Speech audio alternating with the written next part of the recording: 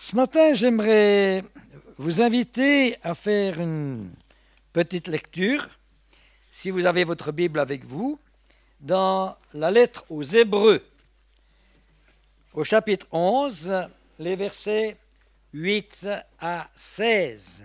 Hébreux 11, les versets 8 à 16. Il nous a dit que c'est par la foi qu'Abraham obéit à l'appel de Dieu en partant vers un pays qu'il devait recevoir en héritage, et il partit sans savoir où il allait. C'est un petit peu comme quand on se met en route avec le Seigneur. On part, mais on ne sait pas forcément partout où on va. On sait quand même qu'on va vers la cité du Seigneur, ça c'est sûr.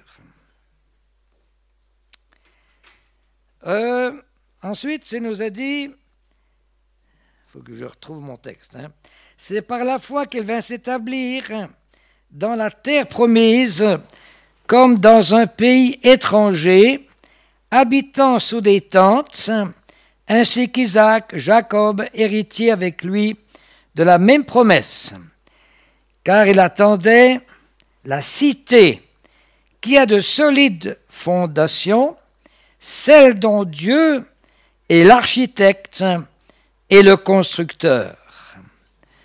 C'est par la foi aussi que Sarah, elle-même, malgré son âge avancé, fut rendue capable de donner le jour à une descendance parce qu'elle tint pour fidèle celui qui a fait la promesse. C'est pourquoi d'un seul homme et d'un homme déjà atteint par la mort sont issus des descendants aussi nombreux que les étoiles du ciel et que le sable qui est dans le bord de la mer et qu'on ne peut compter. Je relis ce verset. C'est pourquoi d'un seul homme et d'un homme déjà atteint par la mort sont issus des descendants aussi nombreux que les étoiles du ciel et que le sable qui est au bord de la mer et qu'on ne peut compter. Savez-vous, vous tous qui avez reçu Jésus comme Sauveur et Seigneur, mais vous en faites partie. C'est bien ça, On en fait partie. C'est par la foi qu'ils sont tous morts. Ça, c'est drôle, qu'on meurt par la foi. C'est par la foi qu'ils sont tous morts, sans avoir obtenu les choses promises, mais ils les ont vus et salués de loin, en confessant qu'ils étaient étrangers et résidents temporaires sur la terre. Ceux qui parlent ainsi montrent clairement qu'ils cherchent une patrie. Et s'ils avaient eu la nostalgie de celle qu'ils avaient quittée, ils auraient eu l'occasion d'y retourner. Mais en réalité, ils aspirent à une patrie meilleure, c'est-à-dire à une céleste. C'est pourquoi Dieu n'a pas honte d'être appelé leur Dieu, car il leur a préparé une cité. Moi, je suis citoyen d'un petit pays, puis vous aussi. Mais c'est quand on parle des choses d'ici-bas. Mais sinon, je suis citoyen du ciel. Puis j'espère que vous croyez aussi, vous qui avez reçu Jésus comme Sauveur et Seigneur, si du moins vous l'avez reçu, que vous êtes des citoyens des cieux. Alors, même si vous deviez être apatride ce matin, comparé à la grandeur de l'univers, le fait qu'en Jésus, vous pouvez être citoyen du ciel, c'est quand même pas trop grave de ne pas être citoyen d'un pays ici sur cette terre. C'est dans la foi, nous est-il dit, qu'ils sont tous morts sans avoir obtenu les choses promises. Alors, c'est vrai que quand on ne reçoit pas les choses pour lesquelles nous avons prié en vertu des promesses de Dieu, ça nous frustre un peu. Parce qu'on dit, mais Seigneur, tu m'as promis, et puis ce n'est pas arrivé. Mais vous n'êtes pas tout seul. Hein? Et il est dit ici qu'il y en a beaucoup qui ont reçu des promesses, mais qui ne les ont pas vues se réaliser de leur propre temps.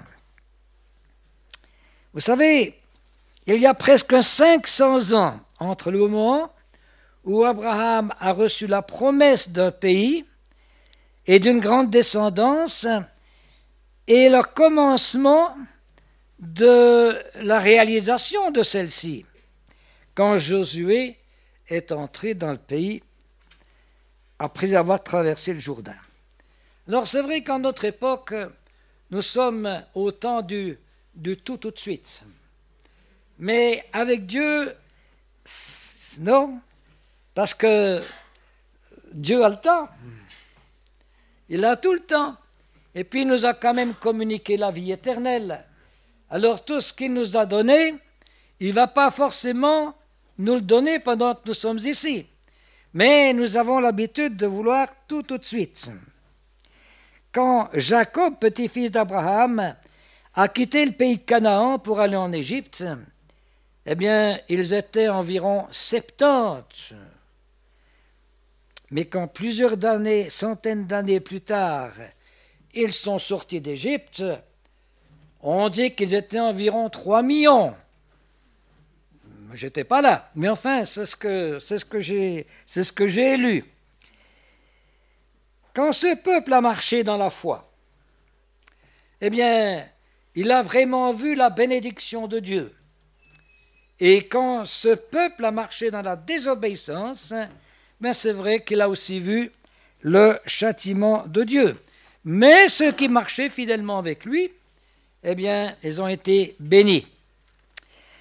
Abraham, Isaac et Jacob n'ont pas vu grand-chose de l'accomplissement de ce qu'ils avaient reçu comme promesse. Vous savez, lors des élections, quand on vous promet ceci, on vous promet ça, si celui qui les a promises ne les tient pas, ben, au prochain tour d'élection, il risque de ne plus être là.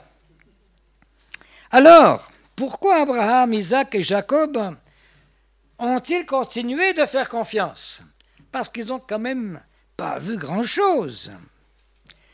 Mais Abraham, Isaac et Jacob avaient quelque chose de spécial. Ils avaient une relation personnelle avec Dieu.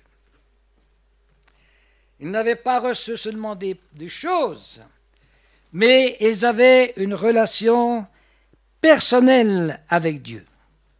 Alors la question est à poser ce matin. Est-ce que j'ai une relation personnelle avec Dieu? Est-ce que vous avez une relation personnelle avec Dieu? Jésus-Christ s'est donné sur la croix et il est ressuscité afin que vous et moi, nous puissions avoir une relation personnelle avec Dieu. Il n'est pas simplement venu pour nous donner des belles paroles, il n'est pas seulement venu pour nous donner même des guérisons, mais il est venu pour que nous ayons une relation personnelle avec Dieu. Alors, je peux avoir une relation avec mon conjoint pour tout ce qu'il peut m'apporter, peut-être la sécurité matérielle, entre autres, la joie conjugale, mais qu'advient-il une fois que ces choses commencent un petit peu de changer? Dieu, je peux l'aimer aussi, et quand il m'apporte peut-être ce que je lui demande, sans trop faire attention à sa personne. Mais plus longtemps on vit avec le Seigneur, plus sa personne devient précieuse pour chacun d'entre nous. Au début, c'est vrai qu'on s'attache peut-être surtout à ce qu'il donne, et puis plus tard, on s'attache surtout à qui il est. Et c'est important qu'on s'attache à ce qu'il est, à qui il est. Et c'est vrai que la lecture de la Bible. Alors, une petite question. Est-ce que vous avez l'habitude ou pris l'habitude de lire votre Bible plus qu'un simple feuillet de calendrier tous les jours? Alors, si vous avez pris cette bonne habitude, vous avez réalisé que la Bible devient une nourriture. Nourriture, pas seulement pour votre tête, mais vous avez réalisé que la Bible devient une nourriture pour votre âme, votre cœur, c'est une nourriture. La prière. Eh bien, la prière, c'est la même chose. Je peux vite faire une petite prière pour commencer ma journée, puis salut Seigneur, on se reverra demain. Ou bien, je peux... Alors, ça ne veut pas dire que pour prier, je vais toujours être à genoux devant une chaise. Ou non, mais il y a aussi une attitude où je peux parler à Dieu où je suis, je peux parler à Dieu même si je suis en voiture, même si je suis au travail, mais voilà, je peux apprendre à lui remettre toutes choses et aussi à le remercier pour toutes choses. Parce que tout don parfait vient de la part de Dieu, nous est-il dit. Et puis, il y a la vie d'église. Eh oui, la vie d'église. Oh, c'est sûr, quand on vient à l'église, on ne rencontre pas forcément des gens parfaits. Il ne faut pas oublier qu'on ne l'est pas soi-même. Hein. C'est important. Mais quand même, l'église, c'est la famille de Dieu. Ben alors, c'est la famille de Dieu, puis celui-ci, puis celui-là. Mais non, c'est la famille de Dieu. Nous sommes tous des gens en route avec le Seigneur. En route. Merci Seigneur de ce que nous sommes en route avec lui. Alors c'est vrai qu'il y a des sensibilités différentes, mais la vie d'église, c'est une chose précieuse. La parole de Dieu nous dit que nous sommes membres les uns des autres. Ça veut dire que j'ai besoin des autres. Même si je suis le champion qui connaît tout, mais j'ai besoin des autres. Parce que je ne sais pas tout. Et si je crois tout savoir et tout connaître, eh bien, je me trompe. J'ai besoin des autres. La vie d'église, le témoignage. Le témoignage. Le témoignage, vous savez, c'est ce qu'on peut donner. Vous savez, la différence entre la mer morte et d'autres lacs, mettons, c'est qu'en général, l'eau, elle passe au travers des lacs, puis elle se renouvelle. Puis dans la mer morte, eh bien, ça arrive là, puis ça ne va pas plus loin. Ça s'évapore. Alors, ma vie chrétienne, si elle rend témoignage, si je témoigne du Seigneur, et alors il y a plusieurs façons de témoigner du Seigneur. Je pense qu'on ne doit pas s'attacher à une seule façon de témoigner du Seigneur. Il y a ce qu'on peut dire, et puis il y a ce qu'on peut vivre, et autant que possible, il faut que les deux collent. Si je dis une chose, puis que dans mon vécu, je suis le témoignage du contraire, ça ne va pas tellement. Mais si je témoigne du Seigneur, ça apporte aussi un renouvellement dans ma vie. Amen. Moi-même, j'ai souvent été encouragé. Même quand si j'étais un peu déprimé, peut-être pour une chose, ça arrive aussi. Puis je me suis mis à parler du Seigneur à quelqu'un. Transmettre quelque chose du Seigneur à quelqu'un. Ça fait du bien de transmettre. Vous avez certainement déjà, plusieurs d'entre vous ont fait cette expérience. Quand vous avez transmis quelque chose du Seigneur à quelqu'un qui vous entoure, il y a quelque chose qui s'est renouvelé en vous. C'est pas vrai? Il y a quelque chose qui a bouilli en vous. Il y a quelque chose qui vous a réjoui.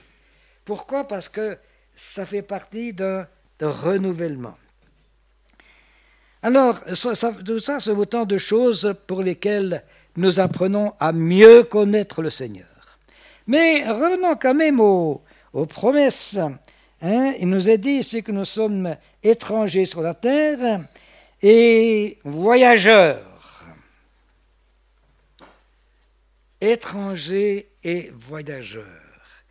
Et avoir dans les cieux une patrie. Jésus dit à ses disciples qu'il reviendra et qu'il les prendra avec lui dans la maison du Père. Alors, ces hommes de foi, Abraham, Isaac, Jacob et beaucoup d'autres qui nous ont précédés, c'est vrai qu'ils n'avaient pas de voiture, pas de télé, pas de maison, mais ils avaient une assurance. Ce n'était pas la Zurich ou la Baloise, mais c'était l'assurance de la patrie éternelle, de la maison du Père, auprès du Seigneur. Frères et sœurs, est-ce que nous avons cette assurance d'aller auprès du Seigneur? Amen. Amen. Et quand nous ouvrons notre cœur au Seigneur Jésus, il y a quelque chose qui se passe. C'est que l'Esprit de Dieu vient témoigner à notre esprit que nous sommes enfants de Dieu. C'est quelque chose.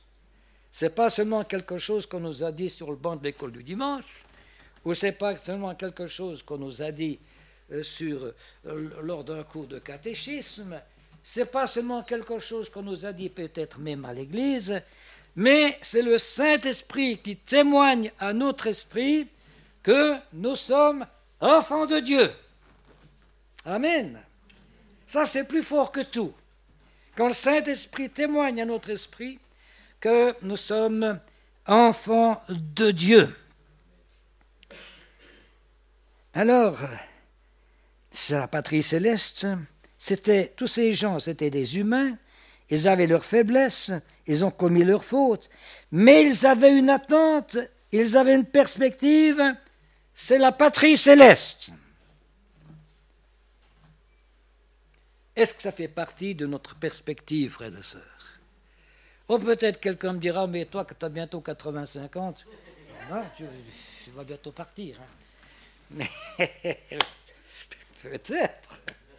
Mais malgré tout, il n'y a personne qui dit qu'on va mourir à 85, mais il n'y a personne qui dit qu'on ne va pas mourir à 40. La patrie céleste, c'est quand même quelque chose de tellement important. Alors, à l'homme moderne d'aujourd'hui, l'idée d'une patrie céleste, ça peut avoir l'air un peu d'un conte de fées. À ce sujet, il y avait un homme très matérialiste qui avait fait des bonnes récoltes. Vous connaissez certainement l'histoire, et qui planifiait de faire des beaux greniers, des plus grands greniers. Ah, magnifique deuxième pilier, peut-être un troisième pilier, mais qu'est-ce que je m'en vais bien m'amuser quand j'aurai mon deuxième et mon troisième. Mais qu'est-ce que je vais faire? Qu'est-ce que je vais faire comme voyage et tout ce qu'on peut inventer. Et puis, voici que le Seigneur lui dit à celui qui se réjouissait, il lui dit, insensé, cette nuit même ton âme te sera redemandée, et ce que tu as préparé, à qui cela sera-t-il? Je ne veux pas, comment est-ce que je vous dirais, jeter un seau d'eau froide sur votre espérance. Mais quand même, il y a une petite ressemblance.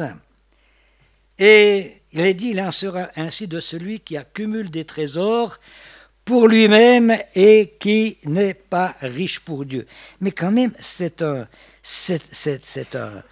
avertissement. Alors, qui est-ce qui croit au conte de fées? Notre homme qui pensait tenir son avenir entre ses mains, ben lui, il croyait en un conte de fées. Mais celui qui sait que c'est Dieu qui tient sa vie entre ses mains, eh bien, il sait qu'il ne croit pas en un conte de fées, mais qu'il croit en une réalité. Alors, et puis, il nous est dit que Moïse, au verset 26, il a choisi l'opprobre de Christ, une plus grande richesse que les trésors d'Égypte, car il regardait plus loin vers la récompense. Vous savez, à 40 ans, Moïse, c'était un homme qui avait grandi dans toute l'éducation de l'Égypte, toute la science des Égyptiens, qui aurait pu leur ouvrir les portes vers tous les avantages, de toutes sortes de bonnes choses. Il aurait pu être docteur, il aurait pu être professeur, il aurait pu être directeur, il aurait pu être chef de projet, ministre, conseiller du roi, et que sais-je encore. En s'identifiant au peuple de Dieu, ben il allait perdre tout ça. Il allait se perdre dans un désert, puis là-bas, il allait garder les moutons. Vous seriez d'accord d'aller garder les moutons plutôt que d'être, je ne sais pas, d'avoir une bonne position dans ce monde. Bon, ce n'est pas toujours comme ça que ça se passe, mais voilà. En s'identifiant à son peuple juif, il a tout perdu et il a été dans le désert jusqu'à 40 ans. Mais attention, jusqu'à 80 ans, pardon. C'est là que Dieu l'a appelé pour libérer son peuple. Il l'a dirigé au travers du désert jusqu'à l'autre, jusqu'au pays de la promesse. Alors, Dieu ne lui permettra même pas de rentrer dans ce pays. Même pas. C'était vers 1450 avant Jésus-Christ. Moïse ne va pas rentrer dans le pays.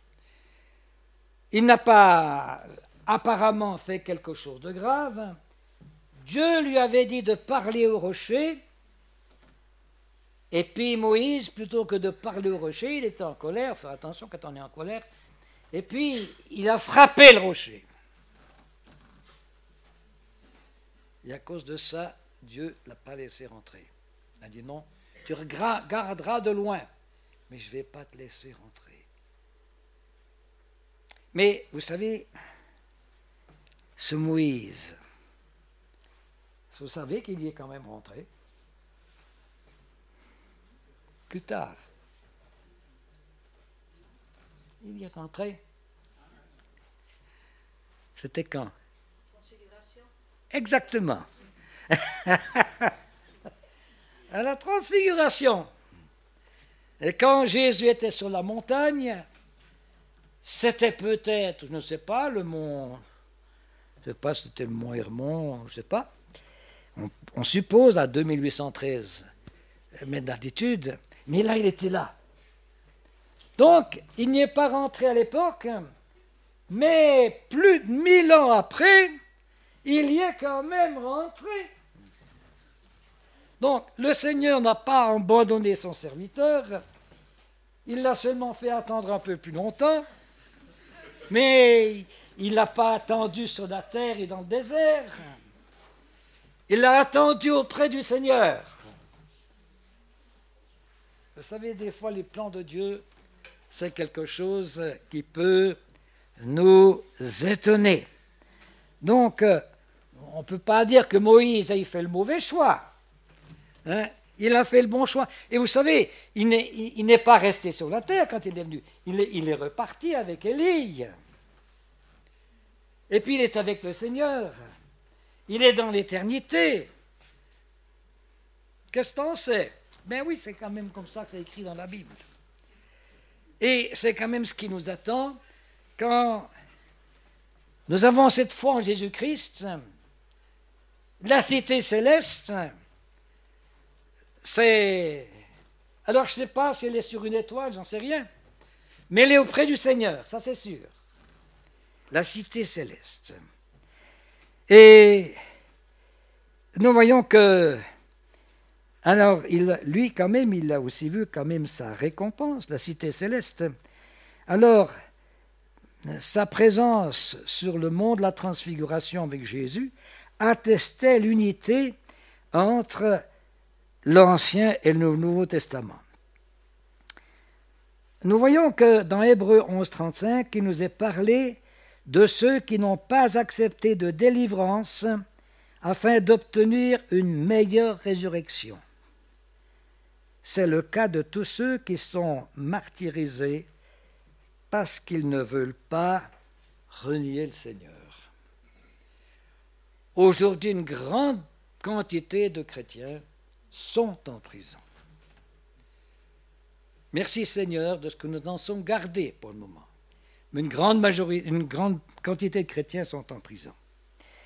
Mais Paul disait ceci, nous savons en effet que si notre demeure terrestre, qui n'est qu'une tente, est détruite, nous avons, il ne dit pas nous espérons que nous aurons, il dit nous avons dans les cieux un édifice qui est l'ouvrage de Dieu. Ce n'est pas dit que c'est une cathédrale, mais c'est l'ouvrage de Dieu. Même les cathédrales, elles ont des pierres qui deviennent vieilles, et finalement ça devient des vestiges.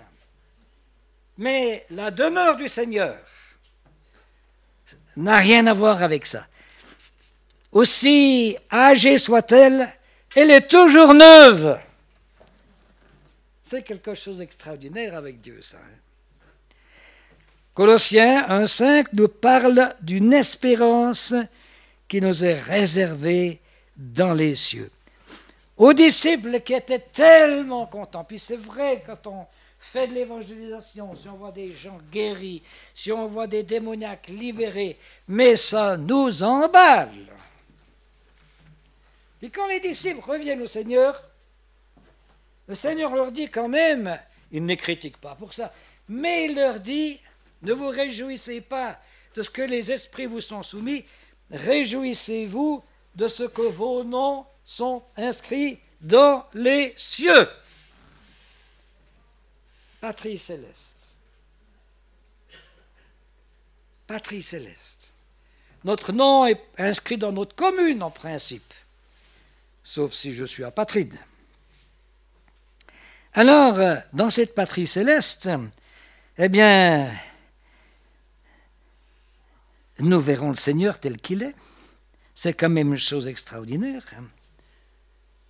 Étienne, quand il a été martyrisé, il a vu. Il a vu. Et vous figurez, quand il est martyrisé sur la terre, c'est pénible, mais tout d'un coup, il voit le ciel s'ouvrir, le Seigneur Jésus debout à la droite de Dieu, le ciel s'ouvre et voici que, voilà, il leur a remis son esprit et il monte vers eux. Mais quel accueil formidable. Hein? Jean aussi, dans l'Apocalypse, voit une grande foule dans le ciel, devant le trône, des gens de tout peuple, de toute nation, de toute race, de toute langue, qui chantaient au Seigneur, le salut est à notre Dieu, qui est assis sur le trône et à l'agneau. Il y avait beaucoup de joie, les gens n'étaient pas, tristes d'être là-haut, mais ils étaient joyeux d'être là-haut. Puissions-nous être joyeux dans la présence de Dieu.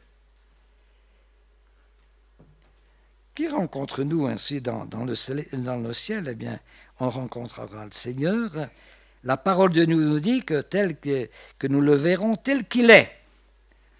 Donc, nous serons dans un environnement comme si le péché n'y était jamais rentré. Vous figurez, si on était dans un environnement où le péché n'était jamais rentré. Mais ce serait tellement différent. Il n'y aurait plus de mensonges, plus de violence, plus de domination de l'argent, plus de concurrence qui ferait place à l'entraide et tout ce qu'on pourrait encore bien ajouter. Il n'y aurait pas d'idolâtrie. Voilà, on pourrait allonger la liste. Quand Dieu a appelé Abraham, il lui a promis une descendance et un pays, et puis un grand nombre de détails qui ne sont pas donnés. Il n'y a pas donné énormément de détails. Il lui a simplement promis une descendance et un grand pays. La Bible ne nous donne pas énormément de détails sur la vie dans l'au-delà, mais elle nous montre que ce sera une vie heureuse, juste, utile, occupée à glorifier Dieu, notre Sauveur. La question est, mais est-ce que c'est pour tous les humains? Est-ce que c'est pour tout le monde? Eh bien, en principe, c'est pour tout le monde. Mais, il y a quand même une condition, c'est Jésus-Christ qui en est le chemin. En dehors de Jésus-Christ, il n'y a pas d'accès. Parce que la parole de Dieu nous dit que Jésus-Christ est le chemin, la vérité et la vie. As-tu reçu la vie éternelle? Es-tu sûr dans ton cœur que tu l'as reçue? Alors sache une chose, c'est que c'est en Jésus qu'elle se trouve. Nous pouvons choisir d'y aller, ce choix, et il faut le faire pendant que nous sommes ici-bas. Dieu veut que tous les hommes soient sauvés. Dieu dit qu'il a tant aimé le monde qu'il a donné son Fils unique afin que quiconque croit en lui ne périsse pas, mais qu'il ait la vie éternelle. Ça, c'est la pensée de Dieu. Ça, c'est le projet de Dieu. Que toute personne, qui qu'elle soit, c'est qu'elle ait la vie éternelle. Dieu ne nous a pas créés pour la mort, il nous a créés pour la vie. Jésus disait, « Je suis la porte des brebis. Si quelqu'un entre par moi, il sera sauvé. Je suis le chemin, la vérité et la vie. » Alors, quelle sorte de curriculum vitae faut-il pour aller auprès du Seigneur? Est-ce qu'il faut lui expliquer que nous sommes de bons citoyens et que nous payons bien nos taxes et nos impôts? Est-ce qu'il faut lui exposer que nous sommes des personnes très honnêtes, fiables, fidèles à tous nos engagements? Est-ce qu'il faut lui raconter à quel point vous êtes généreux, aimables et combien sont redevables pour tout le bien que vous leur avez fait? Venir à lui avec un certificat de baptême, une carte de membre d'église, ou peut-être un agenda sur lequel est inscrit tout plein d'engagements. Oui, non. Ou l'argent que vous avez donné pour le Seigneur. Même si on peut dire beaucoup de bien de vous à votre enterrement, mais c'est pas comme ça qu'on a le ciel. Dieu est présent dans le ciel, mais la parole de Dieu nous dit que Jésus est venu chercher et sauver des pécheurs. Pas des gens qui se croient bien, mais des gens qui se savent pécheurs, qui croient être des pécheurs. Voilà les gens que Jésus est venu chercher. Alors, si on peut dire, c'est-à-dire que la parole de Dieu nous dit tout cela, le premier qui a été sauvé, on peut dire par le Seigneur de cette façon-là, c'était le brigand sur la croix. Vous vous souvenez du brigand sur la croix? Il y en a deux qui étaient là, qui insultaient le Seigneur, puis après il y en a quand même un qui a dit « Seigneur, souviens-toi de moi quand tu viendras dans ton règne. » Et le Seigneur Jésus lui a répondu « En vérité, je te le dis, aujourd'hui, tu seras avec moi dans le paradis. » Il y avait beaucoup de gens qui étaient là, qui regardaient Jésus, qui n'avaient peut-être jamais eu de difficulté avec la police, qui étaient certainement des gens bien, des gens respectés, mais ils n'ont pas entendu ça. Ils n'ont pas entendu ça, pourquoi? Parce qu'ils comptaient sur ce qu'ils étaient, plutôt que ce que Christ était en train de faire pour eux.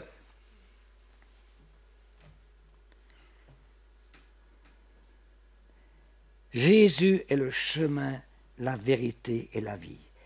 Si tu te présentes devant Dieu en te réclamant de tout le bien que tu as fait dans ta vie, tu ne seras pas justifié, parce que tu te justifies toi-même. Mais si tu viens devant Dieu en lui disant « Seigneur, c'est vrai, j'ai vraiment péché. » Si ça vous est jamais arrivé d'avoir une conviction de péché donnée par le Saint-Esprit, peut-être ça vous est difficile de dire ça. Mais quand c'est le Saint-Esprit qui nous convainc de péché, je vous assure qu'on se fait tout petit. On est conscient qu'on ne mérite rien du tout. Mais alors, quand c'est aussi le Saint-Esprit, en même temps qui nous convainc que tout a été réglé à la croix, que tout a été réglé par le sang de Jésus qui a été versé, que nous sommes devenus enfants de Dieu par la foi en son nom, mais alors c'est aussi un débordement d'espérance, un débordement de joie, c'est quelque chose que vous ne pouvez pas taire, parce que c'est quelque chose qui vit en vous, une assurance profonde, c'est formidable. Le Seigneur, ce qu'il veut, il ne veut pas seulement qu'on sache ça là-haut, mais le Seigneur veut que nous le recevions dans notre cœur, là tout au fond.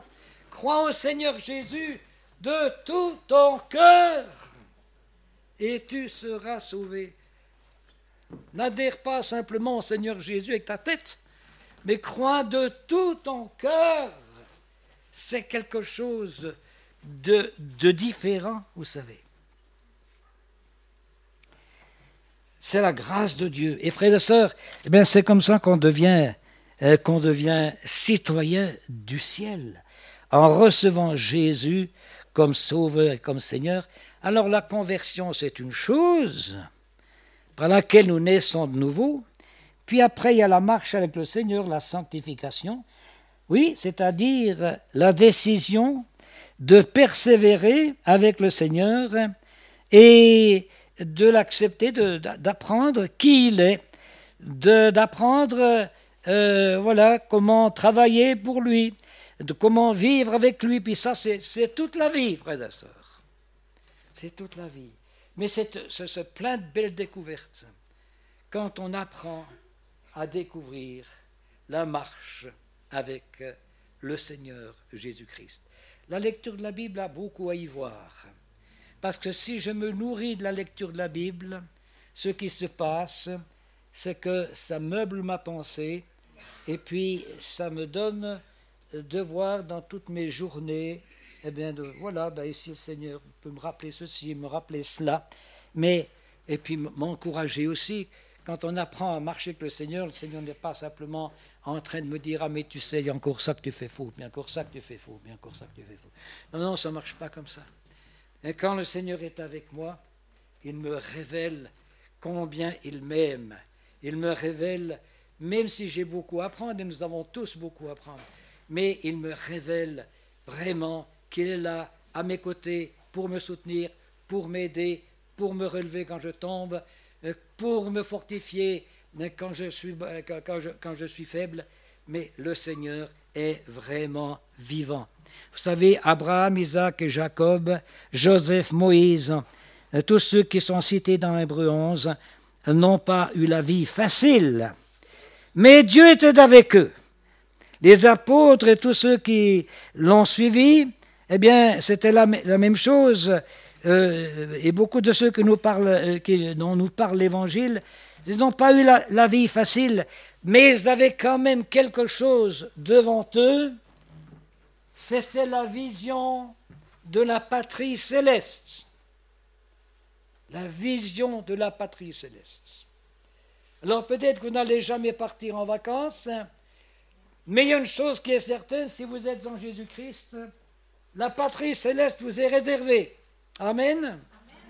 Et c'est pour cela que nous sommes ce matin ici. C'est parce qu'entre autres choses, et c'est peut-être la chose principale, c'est que nous sommes ici parce que nous sommes des gens en route vers la patrie céleste. C'est vrai que nous avons tout un travail à faire ici en bas, non pas pour mériter la patrie céleste, mais parce que nous sommes en route vers cette patrie céleste. Il y a tout un travail à faire, un travail pour faire avec les autres, un travail à faire peut-être sur soi-même, mais c'est toujours avec la grâce de Dieu, frères et sœurs. Toujours avec la grâce de Dieu. Si je veux faire tout seul, j'échoue. Mais si je veux faire avec la grâce de Dieu, Dieu veut nous donner d'être des hommes et des femmes, quel que soit notre âge et quels que soient nos bobos et nos rhumatismes, parce que c'est vrai, une fois qu'on devient vieux, on commence de les sentir un peu, mais malgré tout ce qu'il y a, eh bien nous sommes destinés à être des gens heureux. Non pas des gens qui vont vers le cimetière, mais des gens qui vont vers la patrie céleste. Amen. Amen. Eh bien, que le Seigneur vous bénisse. Et attachons-nous au Seigneur, attachons-nous à sa parole. Nous sommes dans un monde qui, je n'ai pas besoin de vous le décrire, peut beaucoup nous inquiéter. Mais le Seigneur nous dit quand même, quand vous verrez toutes ces choses dont les journaux vous parlent, eh bien, levez vos têtes, parce que votre délivrance approche. Le Seigneur n'a pas donné de date, mais il a fait une promesse. Votre délivrance approche. Alors, attachons-nous vraiment au Seigneur de tout notre cœur. C'est ce que nous avons de plus précieux. Notre porte-monnaie, on peut nous le voler. Si vous êtes riche, votre argent, il peut dévaluer. Et puis il ne vaut plus grand-chose. Mais avec le Seigneur, il y a quelque chose qui ne dévalue pas. Parce il est le maître. Il a toutes choses. Et puis c'est vrai qu'une fois qu'on sera vers lui là-haut, c'est lui qui pourvoit, on n'a plus besoin de rien du tout. Alors, que Dieu soit loué, que Dieu soit béni. Seigneur notre Dieu, nous voulons te louer et nous voulons te bénir. Nous n'avons pas mérité d'avoir cette espérance que tu as mise dans nos cœurs. Mais, Seigneur Jésus, tu nous l'as donnée. Tu es venu parce que tu nous as aimés. Notre Dieu, il nous est dit dans ta parole que tu as tant aimé le monde. C'est tous mes frères et sœurs qui sont ici, c'est aussi moi, que tu as donné ton Fils afin que quiconque croit en lui ne périsse pas, mais qu'il ait la vie éternelle. Merci Seigneur, de ce que ma destinée, ce n'est pas le cimetière, mais la destinée en toi, Seigneur, c'est la vie éternelle.